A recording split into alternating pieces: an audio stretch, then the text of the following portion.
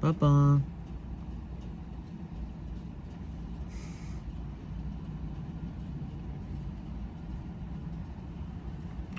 Good morning, YouTube. It is almost 5:30. We are on the way, well, about to be on the way to Crestview, Florida, where he will be doing the Bar Showdown. As of right now with the GPS, it says 11.5-hour drive. We'll see how that goes, Okay, so been driving all day literally. We still have an hour and 38 minutes. I think we're in Alabama. Are we? Yeah, we're still in Alabama. Gone through, obviously Texas, because Texas is so big. And then Louisiana, Mississippi, then Alabama, and then I think Florida. Yeah, well, Florida. But I don't think we go through Georgia at all. So yeah, we still got a little ways to go. So yeah, we put a Q&A up on our social media platforms. If you don't follow us already, I'm High Hamstrings. And I'm the Hulk Myers. Yeehaw. But I put this Q&A up on like my Facebook, because my Facebook is like more popular than my Instagram for some reason. Like I have way more followers on Facebook. And then I also put it up on Snapchat. I don't know who uses Snapchat, but I actually had a lot of people ask questions. So yeah, let's get to it. Okay, so the first question was, and this is like for you basically, because you're the one doing it. What do you eat on long road trips to stay fueled up for meat? Eat a lot of fast food, just so we can stay driving, and I'm not really picky about my food. Well, at least on this trip, because I'm not cutting, so it doesn't really matter what I eat. I just try to get a certain amount of protein per meal.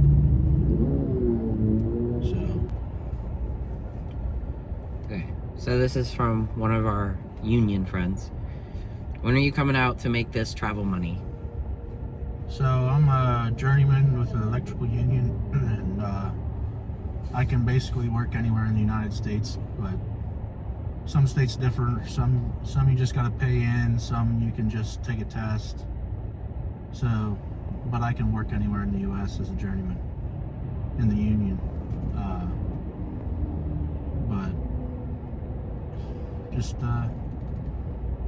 any place that has good powerlifting, I'm not afraid to go out and make the monies. When are you gonna do it? Whenever you want. Let's go.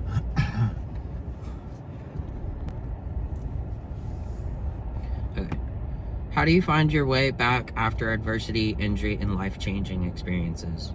This is kind of for the both of us, but you can go first. So like injury, when I partially tore my pec, it was a pretty low moment, Your adductor too. Yeah.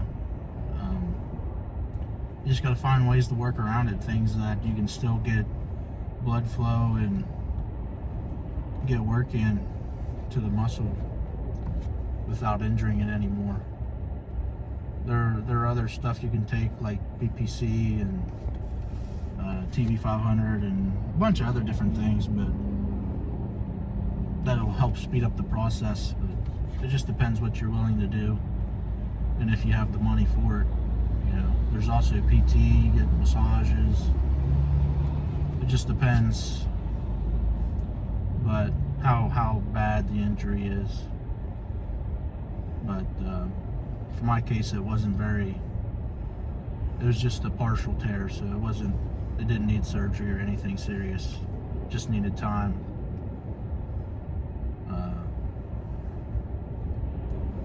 Life changes, you got to take the good with the bad. Life isn't perfect. I'm pretty easy going, so I can take the punches and roll with it pretty easily.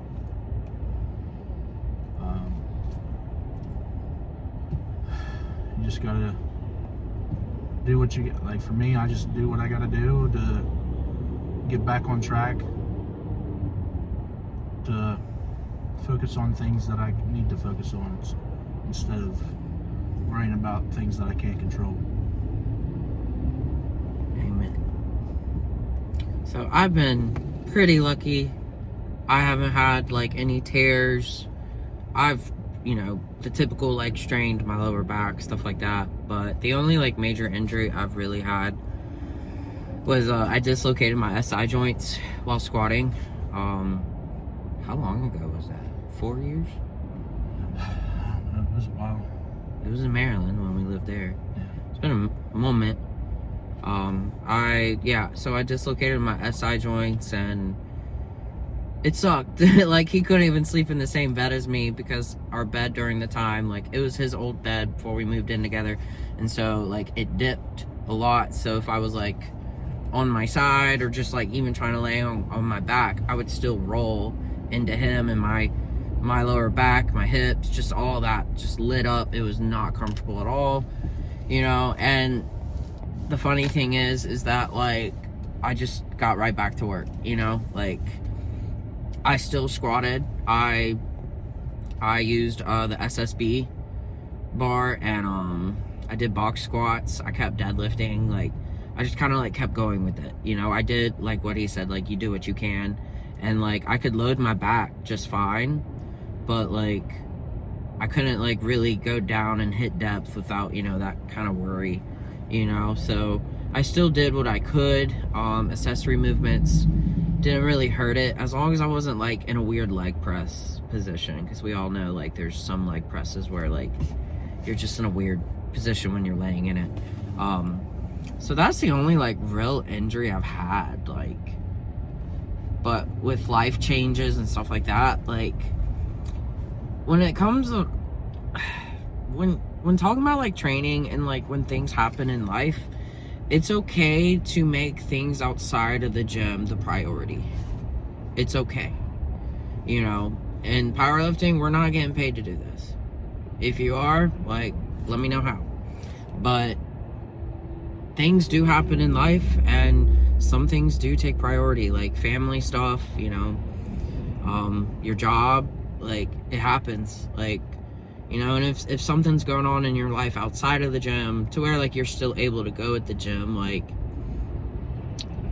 just use that time in the gym like for you, like, don't be on your phone, just focus on you and just roll with it, like, just get through it, like, God's in control, amen. And yeah, so the question is, because it was off my phone, so I just memorized it. The question is, how do you approach the bar? What is your mind thinking when about to do like a heavy squat?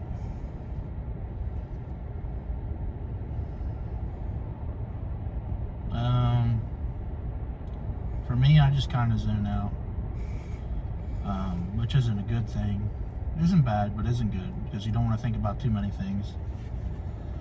Because at that point, you should already know your movements, and it should just be on reflex at this point, since you're coming into the meet. But some things that I prioritize is just my toes. I mean, sometimes it's still, even thinking about it doesn't really help it, but... Hold on. So the question is, how do you approach the bar, and like, what's your mindset when you're about to do a heavy squat?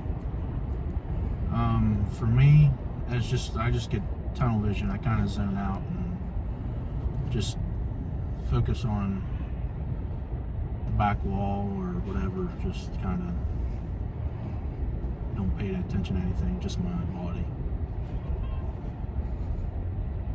I think for me, like, at a meet, I kind of like, I wouldn't say zone out. It's like that flow state for an athlete. When you're playing, like, say soccer or football, and you just kind of just do, like, without even thinking. You pass the ball without thinking. It's just like the reflex, like he said. It's just a flow state, and you follow the routine, the ritual that you've always done, like your setup. You know, you don't want to change anything. Like, you just kind of follow it because it becomes a reflex. It's just what you do, you know? So having that set up, like, perfected for you, like, is really key, because if you start changing it, then that's when you start going here. And you don't want to do that. You don't want to have this checklist in your head. Like, when you're about to hit 101% of your 1 rep max of a squat, like, you kind of want to make sure you're not in your head. Like, and it makes sense that, like, asking that question, because out of the 3, like, squat is probably the most mental for most people, just because, like, it's on your back. Like, you literally feel it. I know at times, like, if I lift up the bar and I'm, like, walking it out, and in my head is like, oh my gosh, this is a brick, this is heavy, like, it's not gonna go too well, you know? So especially at a meet, like, I just kind of zone out. Like, it's a reflex. I just kind of go in a whole different mindset. It's not even, I don't even know different mindset. I just space out. Like, I can't even tell you, like, what I'm thinking in a heavy squat. I just kind of black out, I guess. Like, I don't know. I can't tell you, other than, like, if I picked up weight that was heavy, like in training, and I'm like, ooh, that's a brick. So confidence is really key when doing this. Like, you want to be able to build that confidence, and you can have that confidence by, like, for me personally, like, doing rep PRs. You know, everyone's so focused on singles, you know, and I get that we do that in a competition, but, like, rep PRs kind of give you that confidence, you know? Like, if you're hitting a double that's like 10 pounds off of a max, or something that you're trying to hit for a single, well, I'd hope you'd be able to hit 10 more pounds than your best double, you know? Like, and just kind of having that in your head of, like, well, I've hit 10 pounds less than this for a double, so why can't I do this, you know? And that helps me a lot, you know? Rep PRs can really build that confidence up for the 1 rep max. So maybe working on just rep PRs can really help. Okay, so this question's for me, and it was based off from my Instagram, and had a lot of people ask this, and then someone asked it in my question box. Allison, how do you get your lashes on so fast and so easy? I've just done it for now over a year. I've done lashes for 2 years, because I had my lashes done for, like, wedding, and I really liked how it looked, and I was like, ooh. So then I got into strips, because I was not paying that money for lash extensions or whatever. Like, it's expensive. Like, they're great, don't get me wrong, like, they're beautiful looking. Some of them are crazy awesome looking, but I just, no, like, girl, give me the glue. Like, but I don't know, I've just done it, and it's just like anything with makeup. Like, you suck at it at first, it looks bad, and then you just kind of, like, get the, what's the word I want to use? Like, just dexterity? Is that the word? Yeah, like, you just kind of get better at it as you go. So, like, just do it, and you'll get better at it. Like, and not every time I do it, it looks great the first time. Sometimes I gotta take them off, like, take off one and, like, fix it up, clean up my eyeball, like, clean up my eyelid and fix it, because I use black glue, so you can't really, like, see it. I used to do white glue, and you could see it. So, where is the meet? It's in Crestview, Florida, at the Crestview, I don't know, town center or something like that. Some venue, but it's in Crestview, Florida, and the meet's called the Bar Showdown, hosted by PLU, which is Powerlifting United.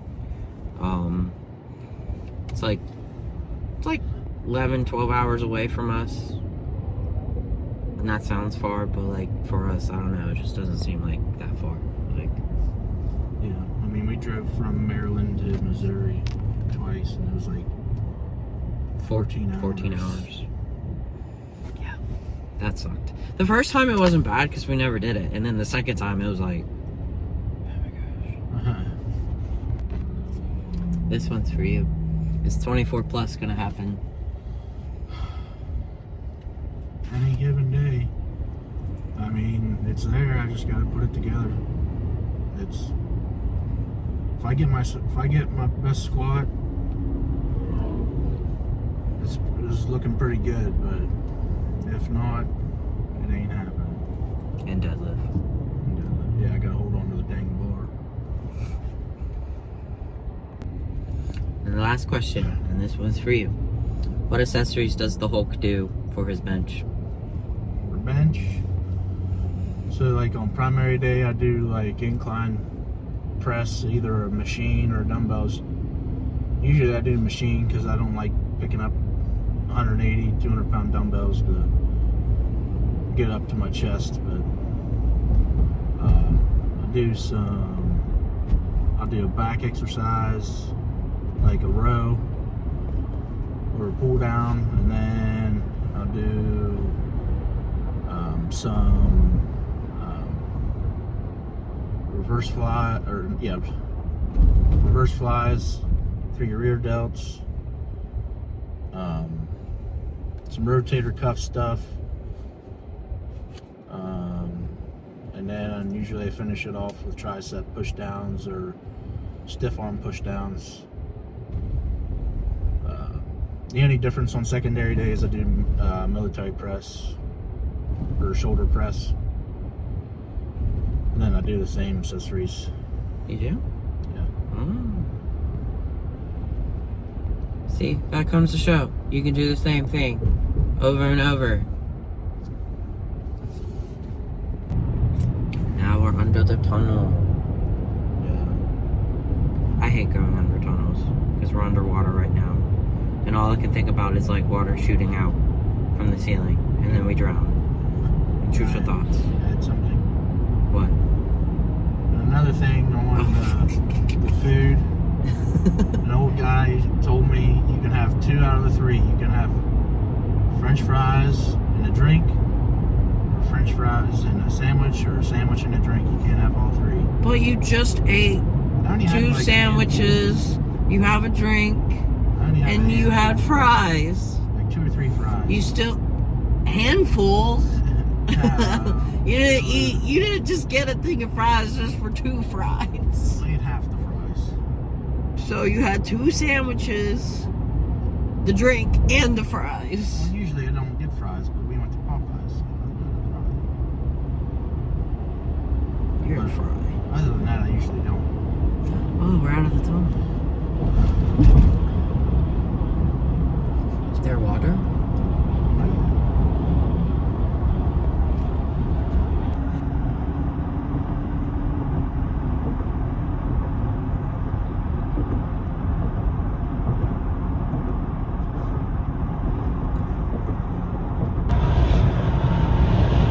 Oh, you don't want them to hear your audiobook? What? Oh, look at that. It's like a parrot. I figured you didn't want to listen to it while you're